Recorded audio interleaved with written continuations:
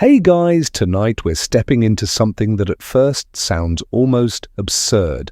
Imagine yourself clambering into a canoe barely wider than your shoulders, made of stitched together planks and lashed with coconut fiber.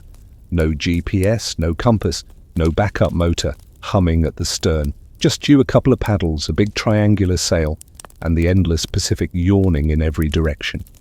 You probably won't survive this, but somehow, against the odds, Polynesian voyagers did again and again across thousands of miles of ocean, so vast that even modern sailors with radar sometimes feel small. So before you get comfortable, take a moment to like the video and subscribe, but only if you genuinely enjoy what I do here.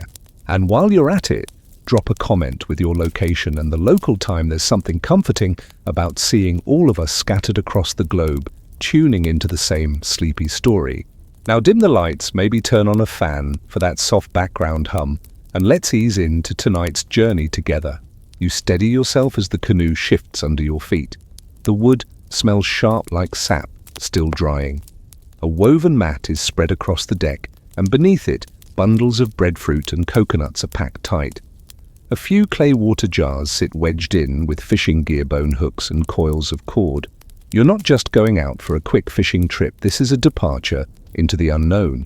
The horizon is clear, the sea calm, but you know it won't stay that way. Out there, beyond sight of shore, is nothing but sky and water, and you have to trust that both hold the answers. The canoe itself is a marvel of ancient engineering. The main hull is long and sleek, balanced by an outrigger lashed with flexible cords that creak and groan with every wave. That outrigger keeps you upright, a kind of stabilizer wing for the sea. Without it, the whole vessel would flip at the first angry swell, and the sail, woven from pandanus leaves, catches the wind in a way that feels both fragile and stubborn, billowing with a snap that makes you glance nervously at the lashings. You're sure one wrong gust would tear the whole thing loose, but the crew around you doesn't even flinch. Fact check.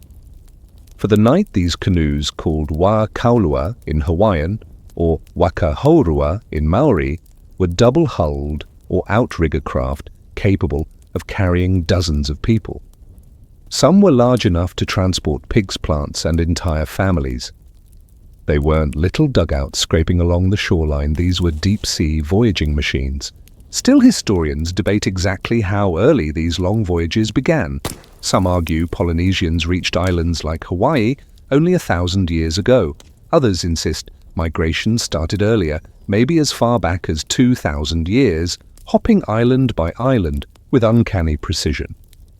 The one thing everyone agrees on, once these sailors left the sight of land, there was no turning back until they hit another shore. The launch ritual is quiet but charged. A priest chants softly, sprinkling water over the bow, offering a blessing to the sea gods. You notice the navigators' men, and sometimes women, trained since childhood, stand still, eyes fixed on the horizon. No maps, no sextants, no gadgets hanging from their belts. Their tools are in their heads, mental maps of star paths, memories of ocean currents, the calls of birds. They can read the sea like you'd read the face of a friend. You, on the other hand, feel clumsy. Every wave shoves you off balance. When you try to sit, your knees knock into the hull, and you wonder how on earth anyone sleeps here. The crew just laughs gently. They've done this before. To them, the canoe isn't precarious, it's home. Quirky tidbit for you, some early accounts mention navigators carrying gourds filled with live birds, usually frigate birds. When they suspected land was near but couldn't see it, they'd release a bird and watch which way it flew. If it returned quickly, no land was close, but if it kept flying in a determined line, they knew to follow. Imagine using feathered drones before drones even existed. The first hours of the voyage feel deceptively easy. The sun is warm, the waves regular, and a gentle breeze fills the sail. You even find yourself relaxing, lulled by the rocking motion. But soon the coastline shrinks to nothing but a smear of green, then vanishes altogether. Now it's just blue sky melting into blue water. No landmarks, no road signs, nothing. If you spun in a circle right now, you'd lose all sense of direction. That's the terror and the brilliance of this kind of travel. Historians still argue whether entire migrations were planned or accidental. Some think families loaded up and deliberately sailed off, guided by skilled navigators who knew where they were going. Others imagine chance voyages, storms blowing canoes, off-course survivors washing up on new shores. Either way, the distances involved are staggering. From Tahiti to Hawaii, over 2,500 miles. From Samoa to New Zealand, about 1,800 miles. These aren't little hops, these are cosmic leaps across the biggest ocean on Earth. As the stars begin to prick through the twilight, the lead navigator murmurs instructions. The canoe shifts slightly the sail angles, and you realize you're now being guided by points of light so far away they're basically ancient history themselves. You feel small but also strangely connected. Every person here trusts those lights with their lives, and somehow so do you. And just as you settle into that thought, someone hands you a piece of dried fish, chewy and salty, and mutters, "Don't eat it too fast, it has to last." You laugh nervously, but inside you're thinking, right, this is real, no gas stations out here. The canoe cuts forward into the dark, the outrigger slicing water with a steady hiss. Ahead, only stars. Behind, only memory. You are now a voyager, in the truest sense, afloat on a sea without borders, chasing a destination no one can see yet. The stars come out in full, now scattering across the dome of the sky with such sharpness that you feel you could almost pluck them from the night. You tilt your head back, dizzy from the sheer number. There are no streetlights, no car beams, no phone screens, nothing to dim them. Just stars upon stars glimmering like grains of salt tossed onto black velvet. To you they look random, a glittering mess, but to the navigator sitting cross-legged at the bow, they are roads, rivers, and signposts. He does not carry paper, nor ink, nor any compass needle. Instead, he carries an entire atlas inside his skull. From childhood, he's been trained to memorize which star rises where on the horizon and which one sets opposite.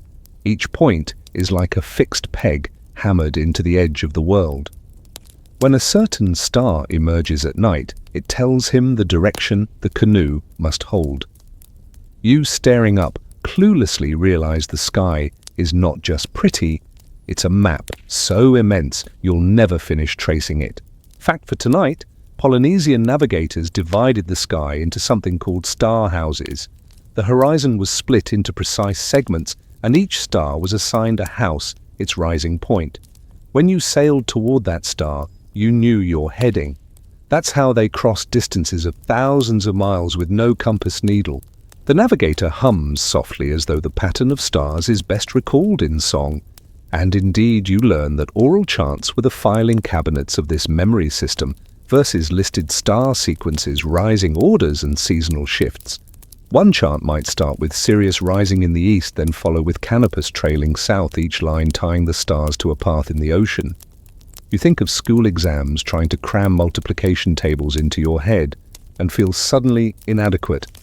These people carried galaxies in theirs.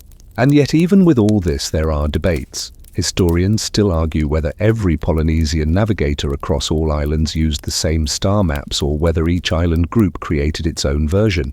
Some claim knowledge was closely guarded, passed only to apprentices within certain families. Others suggest it was community property sung and shared. The truth may never be fully known, since colonization disrupted these traditions before they could be written down. As you gaze up, one quirky detail catches your imagination. Some navigators supposedly used their own bodies as measuring tools.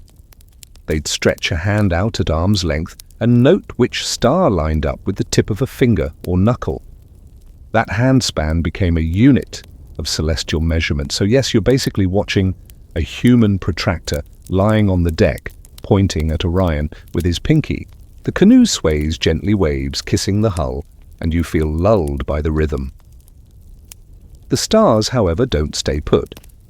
Hour by hour they creep across the sky, sliding into different houses. The navigator follows this dance with unblinking patience. When one star sets, he smoothly shifts to the next marker, keeping the canoe on track. You meanwhile are dozing off, only to wake and find he hasn't moved an inch, still gazing upwards, still calculating, still steering by memory. You try to imagine what happens on cloudy nights. Surely the map disappears when the stars are hidden. But no, the ocean itself becomes the backup guide with swells and currents telling their own stories. Still, the stars are the backbone, the skeleton of the system. Lose them too long and even the most skilled voyager might feel a tremor of doubt. The longer you stare, the more familiar constellations start to blur into strangers. You recognize Orion, but here he's tilted differently than back home. The Southern Cross pierces the sky, bright and defiant, marking the direction of the pole that doesn't even exist in northern latitudes. Suddenly the universe feels larger, as though you've slipped into another version of Earth, where even the sky has its own accent. There's a joke muttered among the crew that makes you grin. If you don't know where you're going, just follow the moon. It always gets somewhere eventually. It's both funny and a little true, since the moon's predictable path is another tool navigators used. You lean back the map beneath you, itchy but surprisingly warm. The canoe rocks and you let the stars blur slightly. Imagine trying to keep an entire world of pinpricks sorted in your head, night after night, with people's lives depending on it. The navigator doesn't just see stars, he sees roads across an ocean too vast to map otherwise. You realize with a strange calm the sky has always been talking. It's just that most of us stopped listening. The stars dim, slowly fading into the pale wash of dawn, and the horizon swells into a shimmering line of light. You blink against the sudden brightness rubbing sleep from your eyes and realize that the navigator has already shifted focus. The sky is no longer the compass, it's the sea itself now, a restless sheet of clues. The canoe creaks with each swell and you begin to notice that not all waves are the same. Some roll beneath you from one direction, steady and rhythmic, while others cross them at strange angles, colliding in invisible patterns. The navigator crouches at the edge of the hull, fingers trailing lightly in the water, as though he's feeling for something. You follow suit, and though all you sense is wetness and salt, he seems to read it like Braille. The ocean is alive with texture, each ripple and swell whispering about islands far away. Fact for tonight, Polynesian navigators could detect something called refraction patterns, waves bending around an island and meeting again on the other side. Even if land was beyond the horizon, invisible to the eye, its presence disturbed the water in ways that could be felt by a skilled voyager. These patterns could extend for dozens of miles. To you, it feels like magic. To them, it was training and trust. You try to picture how one learns this, and the thought makes you laugh softly. It's not like you can open a textbook called Ocean Wave Patterns for Dummies. Instead, apprentices lay for hours in the canoe, blindfolded sometimes, memorizing how swells feel against their backs. One kind of wave rises tall and slow, another is shorter, choppier. Together they create a rhythm like overlapping drum beats. Once you know the beat, you can tell when something disturbs it. It's essentially jazz for sailors. Historians still argue whether this method could truly guide long voyages across thousands of miles, or whether it mainly worked for shorter distances between islands. Some scholars insist that wave reading was the Polynesians' secret weapon. Others suggest it was only a supplement, a way of confirming what stars already indicated. The truth probably lies somewhere in the middle, stars at night, swells by day, and the navigator's gut tying them together. There's even a quirky tidbit: certain Pacific cultures carved little stick charts to teach wave patterns. Made of thin palm ribs lashed together, these stick maps represented the way swells bent around islands, with shells or stones marking land. But these charts weren't carried on voyages, they were classroom props used ashore. Out at sea, it all had to live in memory. The idea of studying wave algebra with a palm rib notebook tickles your brain, especially since you failed geometry once. The canoe glides on. The morning sun sharpens the blue of the water, and the surface glitters so much you have to squint. Somewhere beneath, entire ecosystems hum along, but you're stuck on top, a little wooden speck, floating in infinity. You wonder if after days of this, the navigator ever doubts himself. But when you glance at him, his face is calm, unreadable, as if he and the ocean are old friends keeping secrets from you. You lean back and feel the different motions. One swell lifts you diagonally, another pulls you sideways, a third tugs at the outrigger. At first it's chaotic. Then slowly you realize there's a rhythm hidden inside, like layers of percussion in a song. You start to feel it barely, but enough to sense what the navigator means when he mutters, "The sea is telling us." Of course you crack a joke under your breath. If the sea starts telling us it wants pizza, we're doomed. One of the crew chuckles, shaking his head, but doesn't correct you. Out here, humor is survival too. The day stretches, endless water on all sides, sun beating down. The waves never stop, but you begin to trust them. You imagine what it would be like to lose this skill. If generations stopped listening, the ocean's language would vanish into silence. And perhaps that's what nearly happened when colonial systems dismissed or forbade these practices. But right now, here on this fragile canoe, the ancient knowledge still hums beneath your bare feet, pulsing through the swells. The navigator looks at the horizon, squints, then nods. "Island current," he mutters. You see nothing, but somehow he does. You shake your head, amazed again at how much of this world hides in plain sight. By mid-afternoon, the heat has settled on you like a heavy blanket, and the sea shimmers as if the horizon is melting. The navigator, though, isn't staring at the water anymore. His eyes keep lifting upward, not to stars this time, but to clouds. At first you assume he's just daydreaming. A puff here, a smear there. What could clouds possibly tell anyone except whether you should grab an umbrella? But soon it clicks up here. Far from land clouds are billboards announcing what hides beyond the curve of the world. You notice how some clouds hang differently piled high, puffy, glowing white. Others stretch flat and thin, but the ones that really matter are the small ones that seem to hover almost stubbornly above a single patch of horizon. The navigator points to one. "See," he says, "island." You squint, all you see is vapor. He explains islands heat the air differently than open sea, drawing moisture upward. The result is a cloud that lingers right above land, even when the land itself is still invisible. Fact for tonight, Polynesian navigators used cloud formations as reliable signs of islands. A lone cumulus cloud hanging low on the horizon often betrayed the presence of land dozens of miles before you could see shore. To a trained eye, clouds were as much a map as stars or waves. Then there are the birds. Frigate birds and terns swoop above the canoe wings, slicing the air. At first you're just happy for the company. After endless hours of empty sky, any living thing feels like a miracle. But soon you realize these birds aren't random. Certain species never sleep on the water. They must return to land each night. If you spot them heading in a determined line, you can follow. The crew watches carefully, noting flight patterns as though reading street signs. Quirky tidbit, sometimes navigators even released pet birds from the canoe just to watch which direction they flew. It was like tossing a feathered drone into the sky, except cheaper, noisier, and a lot more biodegradable. Historians still argue whether this method was foolproof.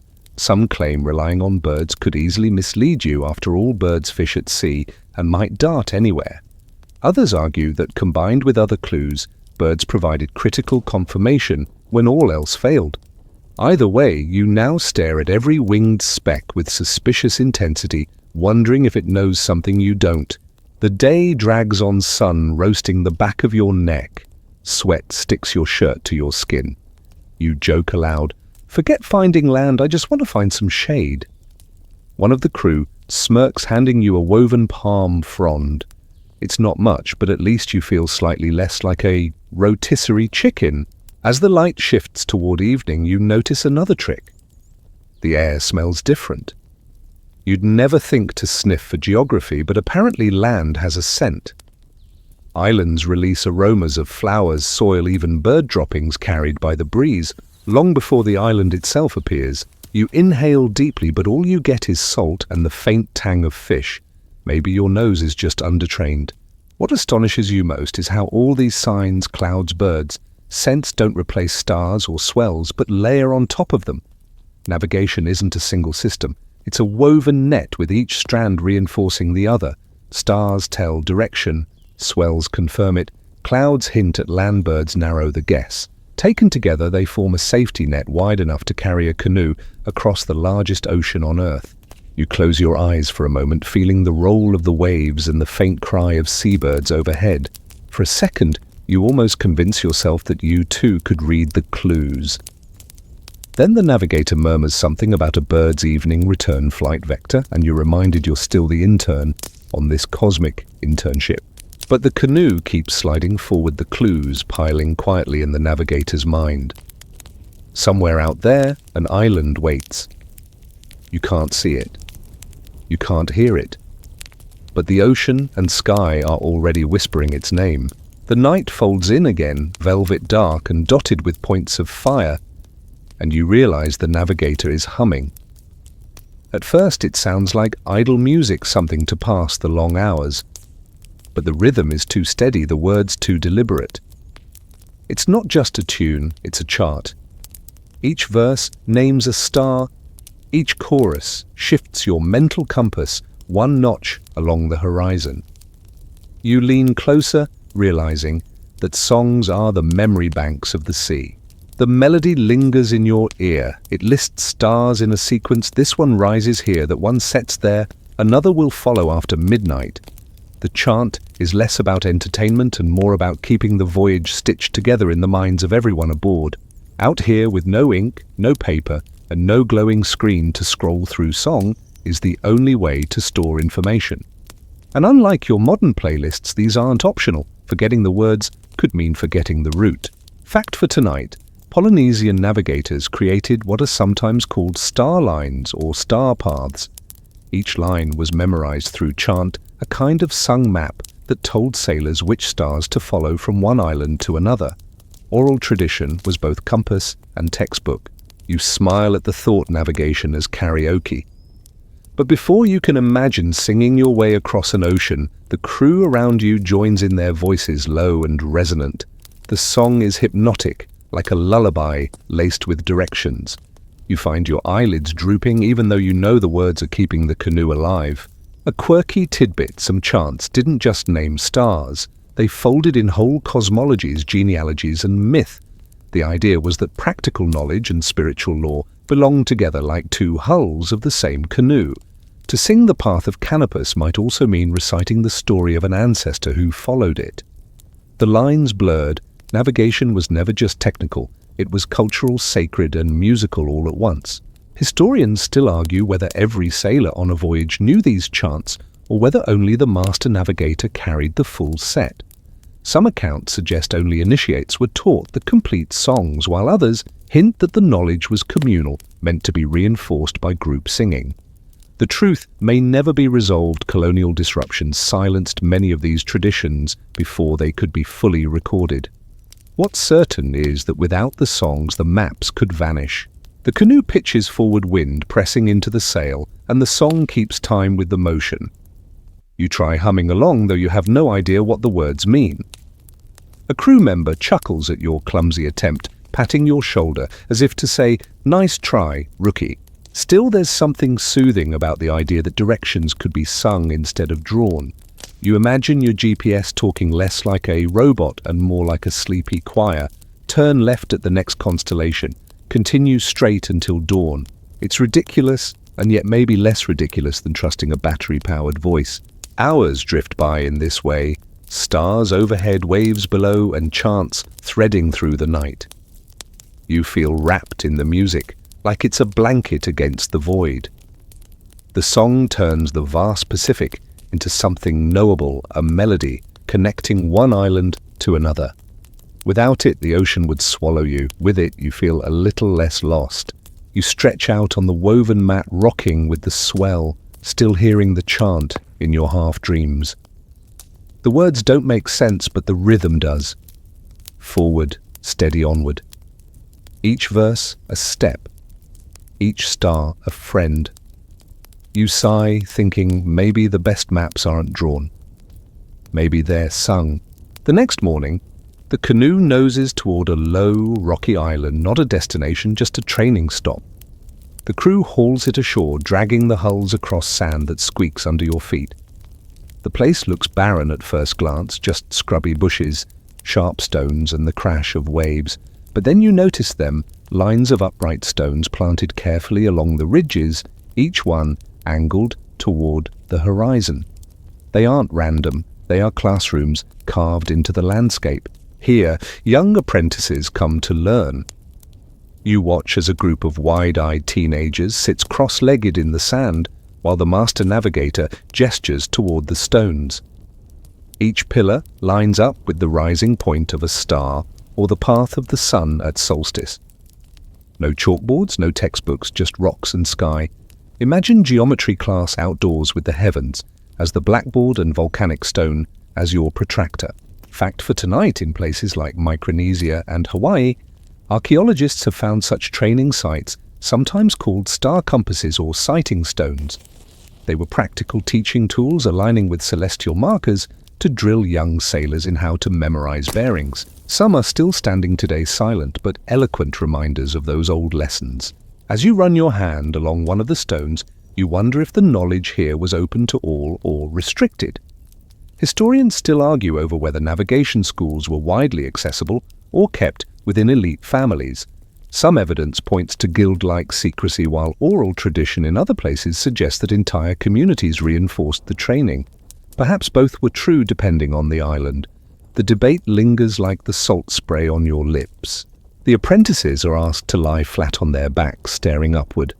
The master chants, slowly pointing at each stone and matching it to a star. The kids repeat, voices wavering like a choir of nerves. You imagine yourself in their place, trying not to mix up east and west when your family's survival might one day depend on it. Pressure makes exams at school look like child's play compared to this. One quirky tidbit: some oral accounts suggest navigators trained by memorizing long strings of nonsense syllables that matched the rhythm of waves or stars. They weren't words exactly, more like mnemonic gibberish. So yes, the future masters of the sea sometimes chanted what amounted to cosmic tongue twisters.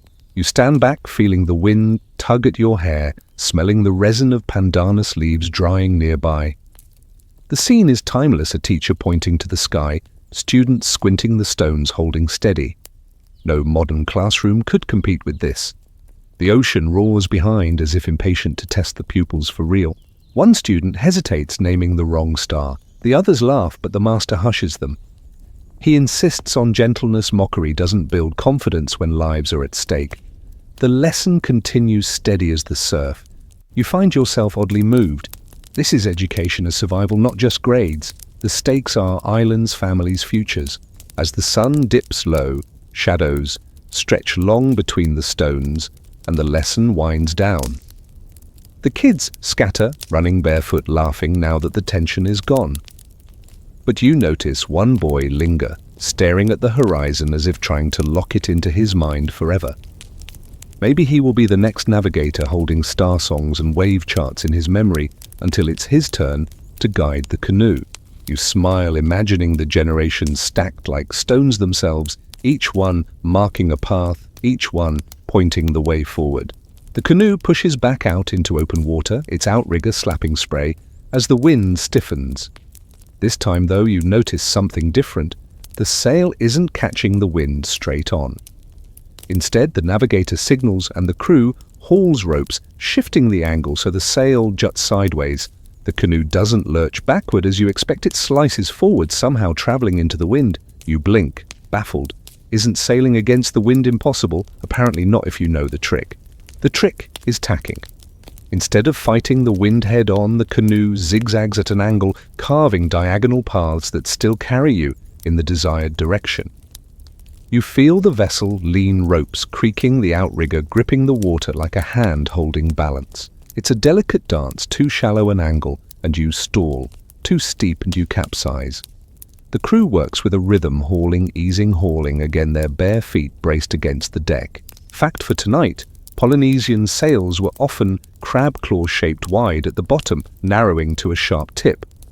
This design allowed astonishing maneuverability, letting voyagers sail closer to the wind than many European ships of the same era. Early explorers marveled at how fast and agile these canoes were compared to their own bulky vessels. You can't help smirking. These ancient sailors were pulling off aerodynamic stunts long before physics textbooks caught up.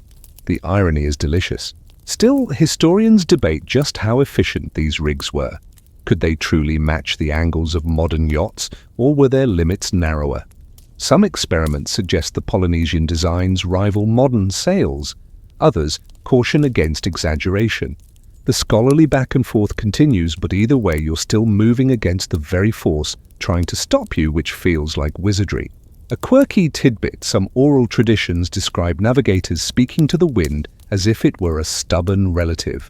They'd call it by name cajole, it'd even scold it for being uncooperative. Imagine standing on deck yelling, "Behave yourself, trade wind," and then watching it actually shift. Superstition, yes, but also psychology.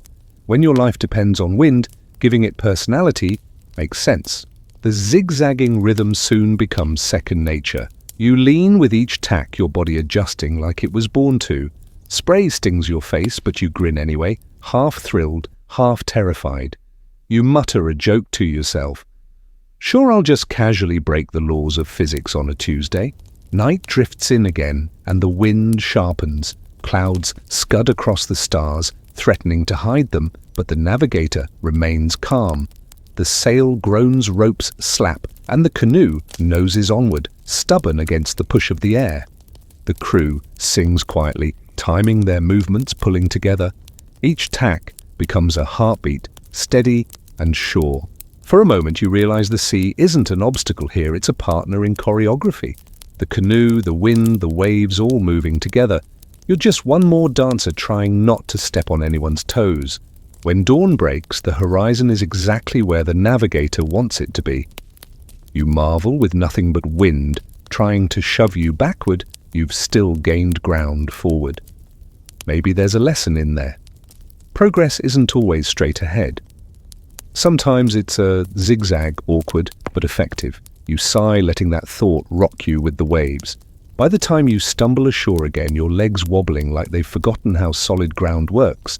The air is thick with the scent of fresh-cut timber. You follow the smell inland past palms swaying in the salt wind until you reach a clearing. Here the real magic of voyaging begins, not on the water but in the forest. Canoes don't appear by miracle. They are coaxed patiently from trees. The first step is choosing the right tree. The master builder circles a towering breadfruit trunk, muttering to himself. He knocks, the bark listens, for the hollow ring feels for straightness. You can't help but joke quietly. It's basically tinder, but for trees. No one laughs, they're too reverent, because this isn't just lumber, it's destiny. Felling the wrong tree could mean lives lost at sea. Fact for tonight: many Polynesian canoes were carved from breadfruit or koa wood, chosen for strength and buoyancy. The tree wasn't simply chopped, it was taken with ritual. A prayer, an offering, sometimes even a chant, thanking the spirit of the tree for becoming part of the voyage. The work begins with stone adzes, their edges sharp as honed glass. Chips of wood fly the air, filling with resin and smoke from smouldering torches. The hull slowly takes shape, hollowed with astonishing precision, and when the log is too small for a single hull, planks are carved separately and stitched together. That's the part that really surprises you. Stitched, not nailed, no iron rivets, no metal spikes. Instead, lengths of coconut husk fiber, hauled, soaked, twisted and pounded until they're tough as rope, are woven through holes to lash planks tight. You run your finger along one seam and marvel. It feels like the canoe is wearing a giant corset. Quirky tidbit: in some islands, builders tested lashings by standing barefoot on the rope and bouncing. If it squeaked but didn't snap, it passed. If it snapped, well, better in the forest than in mid-ocean. Historians still argue over how standardized these canoe designs really were. Some believe there were regional schools of craftsmanship passing down consistent templates. Others think every island innovated its own tweaks, leading to wide variation. The surviving evidence suggests both shared ideas but local flavors, like the fast food of the sea, except everything was organic and built to last. As the hulls are shaped, the smell of sap thickens, sticky on your hands and arms. Children dart around, carrying bundles of leaves, while elders sit weaving pandanus mats for sails. The whole community contributes. Canoes are too important to be a single artisan's project. Food is brought, songs are sung, laughter rings. It's construction, but it feels like festival. You watch as the hulls are carefully joined twin bodies lashed with crossbeams and stabilized with outriggers. The whole structure flexes, slightly designed not to resist the sea, but to bend with it. European ships fought against waves. These canoes danced with them. Someone hands you a chisel and nods. You try shaving off a sliver of wood, but the blade bites too deep, nearly splitting the surface. The master builder winces, politely rescues the tool, and shoos you away with a grin. "Stick to watching," he mutters. You blush and retreat, thinking maybe IKEA furniture is your upper limit. By evening, the canoe glows with oil, rubbed into the wood hulls, gleaming like polished bronze. It smells of smoke, resin, and sea. You realize you're looking at more than transport. You're looking at survival, community, and legacy wrapped into one vessel. This canoe isn't just built, it's born. The canoe waits at the shoreline, its twin hulls gleaming from the oiling, but before anyone dares to push it into the surf, the atmosphere changes. Torches are lit, drums begin a slow heartbeat rhythm, and the entire village gathers. The sea may look like an open highway, but no voyage begins without first asking permission from God's ancestors and the ocean itself. You're ushered to sit cross-legged among the crowd as chants rise in the night air. A priest, draped in woven bark cloth, sprinkles seawater with a bundle of leaves, murmuring words you can't quite catch. Smoke from burning coconut husk curls upward, acrid but cleansing. The canoe isn't just wood and rope anymore. It's a living being, a companion that must be named, blessed, and bound to the community. Fact for tonight: ritual ceremonies often involved kava, a mildly intoxicating drink made from the root of a pepper plant. Shared among the builders, navigators, and elders, it created a communal trance. Everyone lulled into the same rhythm, the same intent. Kava still flows today across the Pacific, though usually with less risk of shark encounters afterward. The quirkiest detail. Some oral traditions mention smearing the canoe with offerings of cooked taro or pig fat, literally feeding it before its first voyage. You can't help thinking, great, now even boats are on paleo diets. The laughter in your head almost breaks the spell of the moment. Scholars still argue whether these rituals were purely spiritual or if they carried practical social weight. Were they about divine protection, or were they clever ways to bind the crew and village into a shared psychological contract? Most likely, both. A canoe was too valuable to treat casually, blessing. It was as much politics as piety. The drumming intensifies voices weaving in polyphonic chants. Children stare wide-eyed, elders sway with closed eyes. The navigator steps forward, laying hands on the prow, whispering a secret name only the crew will know. This hidden name is never spoken aloud, a final safeguard like a password only the gods and sailors share. Then the crew lifts the canoe muscles, straining, and carries it toward the surf. The drums halt, suddenly the silence broken only by waves hissing on the sand. For a heartbeat, the whole village seems to hold its breath, and then whoosh, the hulls kiss the water, buoyant, eager. The canoe bobs as though impatient to prove itself. You stand there, goosebumps prickling your arms. The ritual has left you oddly comforted. The sea is still vast, still dangerous, but now the canoe feels less like a fragile craft and more like a charmed companion. You mutter, "All right, buddy, don't let us down," before realizing you're talking to several tons of lashed timber. But after everything you've seen tonight, it feels natural. The canoe noses out into open water sails, snapping as the wind fills them. You brace yourself, but the crew moves with practiced ease, ropes tightening bodies, leaning into the rhythm. Out here, far from land, the real test begins. The ocean isn't a flat blue postcard, it's a restless, undulating force. But to these navigators, it's also a map, not painted on paper, but written in waves. You start noticing patterns. Some swells roll broad and slow, like lazy hills stretching across the horizon. Others are shorter, sharper, colliding at odd angles. At first it looks random, but the navigator points, traces lines in the air, and suddenly you realize each direction tells a story. The canoe rises and falls like walking over invisible streets. Fact for tonight: Polynesian navigators could identify distinct swell systems, trade wind swells, storm swells, or reflections bouncing off distant islands. By reading how these swells overlapped, they could detect land hundreds of miles before sighting it. Imagine sensing an island you can't even see just from the way the ocean breathes beneath you. Here's your quirky tidbit. Some traditions say navigators lay flat on the deck at night, cheek pressed to the planks, feeling the tiniest shifts through their bones. It sounds ridiculous until you try it. You press your face to the wood, now feel the thrum of water, the faint vibration of crossing currents. You sit up, dizzy, whispering, "Okay, maybe this plank just told me we're in the Pacific." Historians still argue whether this wave-sensing skill was innate talent or trained perception. Were some navigators gifted from childhood, or could anyone learn it with enough practice? Experimental voyages today show people can pick it up, but only after weeks of concentrated focus. Either way, it remains one of humanity's strangest, most beautiful forms of literacy, reading the sea without letters. The night stretches on, stars blur overhead, but the navigator barely looks up. His focus is on the water. He taps the gunwale gestures and the helmsman adjusts. The canoe tilts, finds the groove between swells, steadies. You feel the difference instantly, the ride smoothing like slipping onto a highway lane after miles of potholes. At dawn, the horizon glows faint pink and the sea seems calmer, as if acknowledging your progress. You take a deep breath, the salt air sharp in your lungs, and chuckle to yourself. Land maps, paper charts, who needs them? Just give me some squiggly water lines and a stiff neck. The crew laughs at something in their own tongue, and you decide it's probably about you, but you don't mind. You're learning slowly, clumsily, but learning that the ocean is never blank.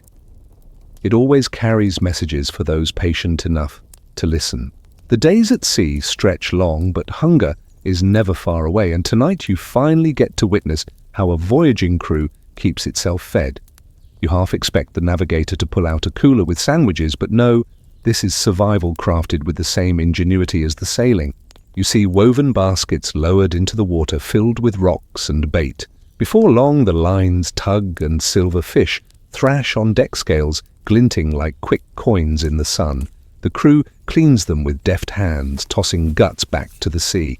The smell is sharp, briny, familiar, dinner fresh and flopping. Fact for tonight, voyagers often carried live animals, chickens tucked into small coops, even pigs on longer voyages. These weren't pets, they were walking larders. Alongside them came cuttings of plants, taro breadfruit shoots, bananas, all carefully packed to transplant on new islands. In other words, every canoe doubled as a floating ark of food security. And here's your quirky tidbit. Some chants describe sharks as reluctant helpers. Fishermen might sing to them, asking them to drive fish toward the canoe. One legend even claims a shark once delivered a turtle straight to a canoe as an offering. You glance nervously over the side, now whispering, "No thanks, Mr. Shark. I'll stick with fish tacos." Historians still argue about the exact scale of these floating food supplies. Some believe canoes carried more livestock than seems practical. Others argue the oral accounts exaggerate. But everyone agrees without careful planning, no crew could survive the weeks-long crossings. The Pacific wasn't forgiving to anyone who forgot their grocery list. You chew on roasted fish as the stars wheel overhead. The flavor is smoky, oily, far fresher than anything you've ever eaten from a freezer aisle. Grease drips down your chin and you wipe it with the back of your hand, grinning. Around you, the crew eats together, no ceremony, just hunger, satisfied. Then someone hauls up a calabash bowl of sweet coconut water. You gulp greedily, sticky liquid running down your throat. It tastes like liquid sunshine. For dessert, they slice dried bananas, chewy and dense, washed down with more coconut. You're full, but in a way that feels light, ready for the next watch. The night is calm. Bellies full, the crew sings low and steady, a lullaby more than a performance. The ocean cradles you, rocking the canoe like a giant cradle. You stretch out, yawn, and mutter, "All right, I guess the Polynesian food truck at sea really is 5 stars. No one hears you, but you feel better for saying it. The stars return in their endless sweep across the sky, but tonight, the navigator's focus shifts. Instead of charting direction or fishing for signs of land, he studies the heavens for weather. You lean back against the warm planks, eyes half-lidded, and realize the night sky isn't just a compass, it's also tomorrow's forecast. Fact, for tonight, Polynesian navigators watched for halos around the moon, signs of approaching storms. A faint ring meant wind and rain were gathering beyond the horizon. Certain star clusters appearing hazy rather than sharp signaled high humidity and unsettled skies. You can't help murmuring. So basically the original Weather Channel, no commercials, just twinkly graphics. The quirky tidbit. Some accounts mention birds being consulted for weather clues. If seabirds suddenly vanished, it wasn't because they were on vacation, it meant a storm was brewing and even they weren't sticking around. Imagine trusting your safety to the flight plan of a gull. Odd, but oddly logical. Historians still argue whether navigators could reliably predict weather days in advance or whether the law exaggerated success. Was it detailed observation or selective memory? Either way, enough. Warnings came true that sailors trusted the signs. Tonight, the air feels heavy, sticky. The stars shimmer less sharply and the navigator frowns. He murmurs instructions and the crew begins adjusting the rigging, reefing the sail tighter, preparing. You peer nervously at the sky, whispering, "Okay, moon, don't pull any tricks tonight." Before long, the wind stiffens, pushing harder. Waves slap with more force, spraying your face with salt. The canoe flexes but holds the lashings creaking like old bones. Crew members move quickly, stowing baskets, tying down everything that isn't lashed already. One claps you on the shoulder, points at a rope, and you lurch to help, fumbling with the knots. Your fingers slip, and the sailor chuckles kindly, finishing the tie in half the time. Rain spits then, sheets down, drumming on the deck. You duck your head, soaked, but weirdly exhilarated. There's no panic, only steady work. The crew trusts the canoe, trusts each other, and trusts the navigator, who read the storm long before it hit. You mutter a shaky joke to yourself. Well, at least I won't need a shower tonight. The rain slaps harder, as if the sky heard you. Hours later, dawn breaks pale and watery. The storm drifts off, leaving a bruised horizon behind. The canoe still floats steady, the crew still sings softly, and the navigator smiles faintly. His weather forecast had been correct, and you've survived your first squall. You lie back on the damp planks, exhausted, and drift into a fitful sleep rocked by a sea that has reminded you exactly who's in charge. When you wake, the air is strangely alive with sound. Not just the steady slap of waves, but sharper notes, high-pitched cries that slice through the sky. You sit up, squinting into the dawn light, and there they are, birds, wheeling overhead, flashing white against the blue. Fact: for tonight, Polynesian navigators relied heavily on birds to find land. Certain species like noddies and frigate birds fly out to sea only so far before turning back at night to roost. By watching their flight paths, sailors could estimate both the distance and direction of islands. The quirky tidbit. Some legends describe birds as guides, literally gifted by the gods. One tale even tells of a navigator releasing a tame bird, watching which way it flew, then following it straight to land. You can't help grinning and muttering. So basically ancient Google Maps, but with feathers and droppings. Historians still argue whether these bird-based methods were consistent or more situational. Could navigators really rely on them alone, or were they one tool in a much larger toolkit? The evidence suggests the latter, but the fact remains when seabirds appeared, hope always rose with them. The navigator shades his eyes, tracking one flock. He gestures, points, and the helmsman shifts the canoe. The crew hums, energy sparking at the thought of landfall. After weeks on the endless sea, even the distant promise of an island feels like a miracle. Hours pass, and you notice other signs layering on top of the birds. The swells feel different, bouncing back as if rebounding from unseen shores. The water shifts color from endless indigo to a softer turquoise.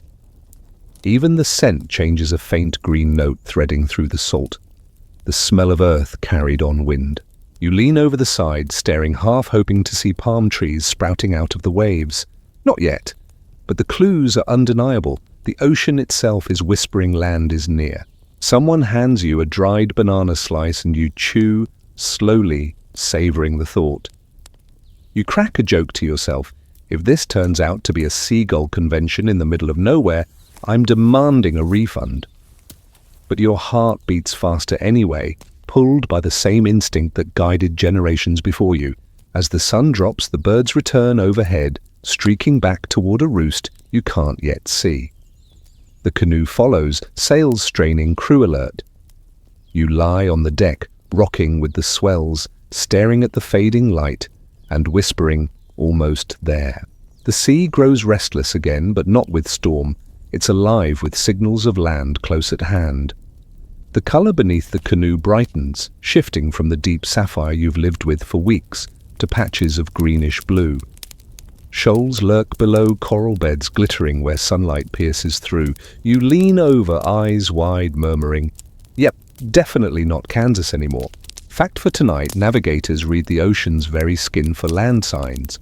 The presence of drifting leaves, coconuts, or even branches bobbing in the water often meant rivers were not far away. The shape of clouds was another giveaway. Flat-bottomed cumulus clouds tend to form over islands because of rising warm air. When sailors spotted such clouds lingering in one place, they steered toward them like neon billboards. Your quirky tidbit. Some traditions insisted that if you smelled the earthy, sweet scent of land before seeing it, you had to whisper thanks to the ancestors. Otherwise, the island might hide from you. You pause, inhale deeply, and sure enough, there's a faint perfume of greenery under the salt. You whisper, "Thanks, ancestors," just in case. Historians still argue whether navigators could really smell islands at great distances or if that's a romantic exaggeration. Some experiments suggest it's possible under the right conditions, especially if the wind blows offshore. Either way, the idea adds to the eerie sensory net of clues these sailors wove together. The crew grows restless, eager. They point at cloud banks at the way seabirds stream consistently in one direction. The navigator kneels at the prow, eyes narrowed, utterly still.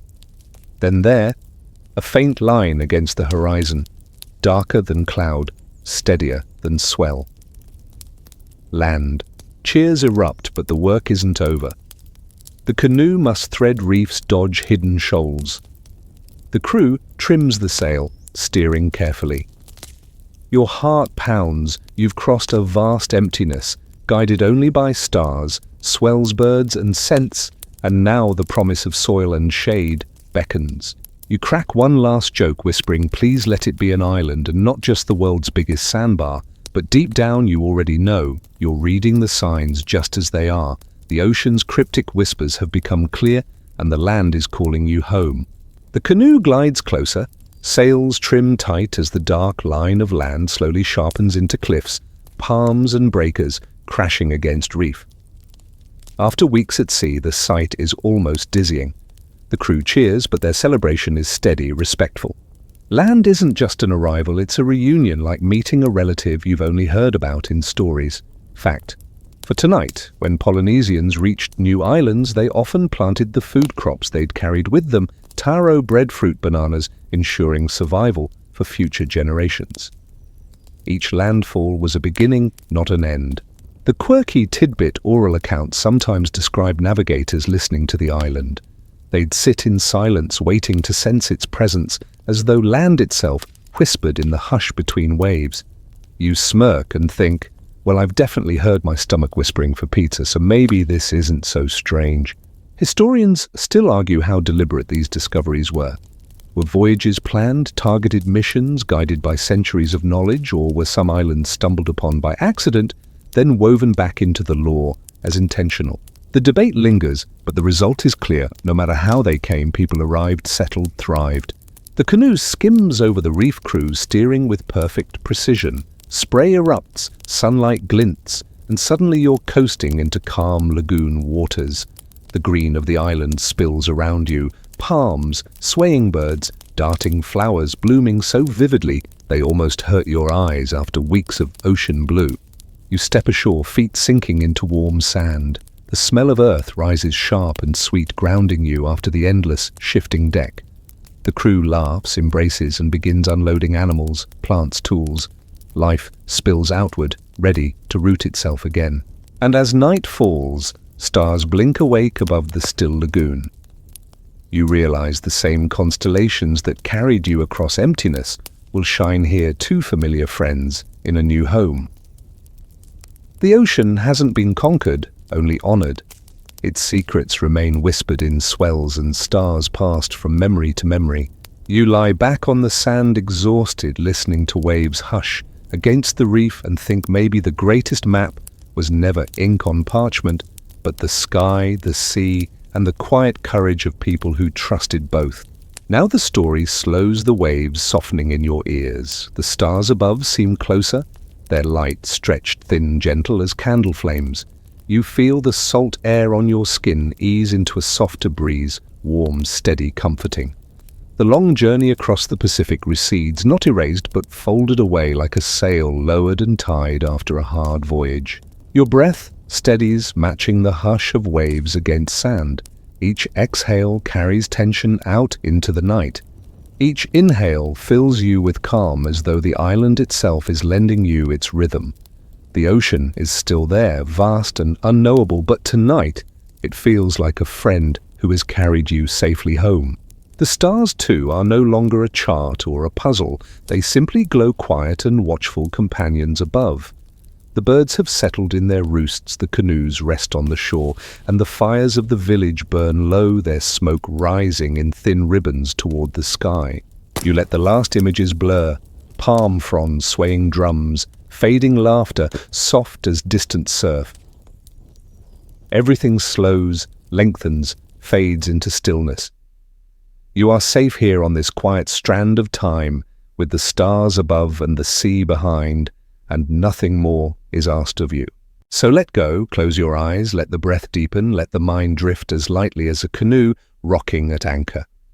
The voyage is complete, the map has been read, and all that remains is rest. Sleep well.